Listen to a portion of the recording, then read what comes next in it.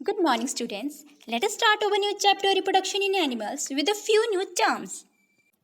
Our first term is reproduction. It is the ability of the living organisms to produce the young ones of its own kind. It means every living organism, whether it is plant, animal, and microorganism, is capable to produce their young ones or babies of their own kind. Dear students, reproduction is of two types. First one is sexual reproduction, second one is sexual reproduction. Let us discuss these types of reproduction one by one. First one is sexual reproduction. Reproduction in which only a single parent is involved. It means in sexual reproduction, only one parent produces the young ones of their own kind. Second one is sexual reproduction. Reproduction resulting from the fusion of male and female gamete. It means in sexual reproduction, both parents, male and female, are required to produce the young one of their own kind. Let us try to understand the type of reproduction, that is sexual reproduction, with the help of some examples. Here we take the example of amoeba. Amoeba is a unicellular organism. It is an amoeba.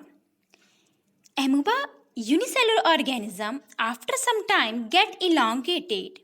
Their nucleus also get elongated and divided into two daughter cells. So here only single parent amoeba divide into two daughter cell.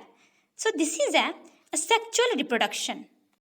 Now let us take another example of sexual reproduction. Here we take some flowering plant. This is a parent plant. After some time, a branch from the parent plant get covered with the soil. The portion that covered with the soil develops some roots, and after some time, some branches also come out from the covered plant. In this way, a single parent plant develop the new. This is the single parent plant that develop the new sapling from on. This is also another example of sexual reproduction. This is a parent plant. This is a runner. The parent plant after some time develop roots at some point that get buried with the soil and develop the young plants. In this way, a single parent plant develop the young ones. This is a single parent plant that develop the young plant. Now, sexual reproduction. Let us try to understand it with example. This is a male and this is a female. It means it is a father, it is a mother. As we know, sexual reproduction require both male and female. So, here is a father and mother. Father produces two sex chromosomes and mother also produces two sex chromosomes. Father possesses XY sex chromosome and mother possesses XX chromosome.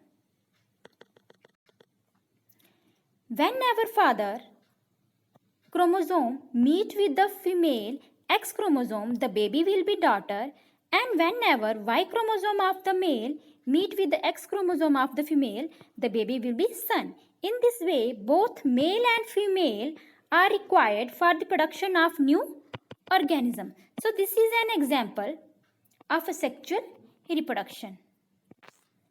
Now, sperm. Basically, sexual reproduction. In sexual reproduction, both male and female parents are required. The sperm is the male sex cell that help in the production of new organism that is produced by testes of males. This is a sperm. This is the structure of sperm.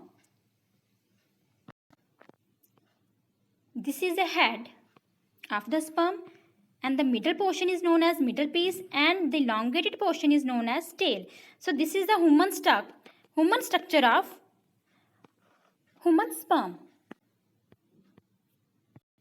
Now ovum. Ovum is the female sex cell that help to produce the new young one. and it is produced by the ovary of the female. So this is the structure of ovum.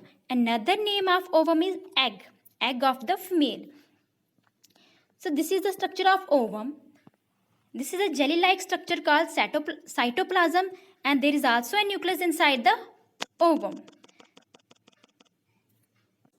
Now another term is fertilization. Dear students, this is a sperm and this is a ovum. Whenever they meet, come in contact with each other or fuse, then the process is known as fertilization. So what is fertilization? Fertilization is the fusion of male and female gamete. This is the male gamete and this is the female gamete. Whenever they come in contact with each other, then the process is known as fertilization. Now, fertilization is also of two types: internal fertilization and external fertilization. In internal fertilization, male and female sex cell meet with each other but inside the body of the female. Internal means inside. Male and female gametes meet but they occur inside the body of the female. Now come to external fertilization. In external fertilization, male and female gametes meet but outside the body of the female. Internal fertilization is shown by cow, elephant. It means male and female gamete, whenever they meet inside their body. Dog also reproduce through internal fertilization, means male and female gametes meet inside their body. Now here we take the examples of external fertilization. The animals that show external fertilization are peacock and hen. In peacock and hen, fusion of a male and female gamete takes place outside the body of their female. Now here are some examples of external fertilization. Butterfly also show external fertilization. Crow, parrot, housefly, they also show external fertilization. Snake is also reproduced by external fertilization. So this is a snake that is reproduced through the egg. It means egg and sperm meets outside their body to produce the young one. Another term is zygote. The nuclei of the sperm and the egg. This is the nuclei of the sperm and the egg. Whenever they fuse means they meet together. They form a single structure called zygote. Whenever male and female sex cell meet, they form zygote. Zygote divide repeatedly. One cell produce 2 into 4, 4 into 6, 6 into 8. Number of cells are produced to give rise to ball of cells, and these cells after some time develop different tissues and organ of the body. So this developing structure is known as embryo. So this is an embryo that is produced by the zygote. Now another term is fetus. The stage of the embryo when all the body parts are identified.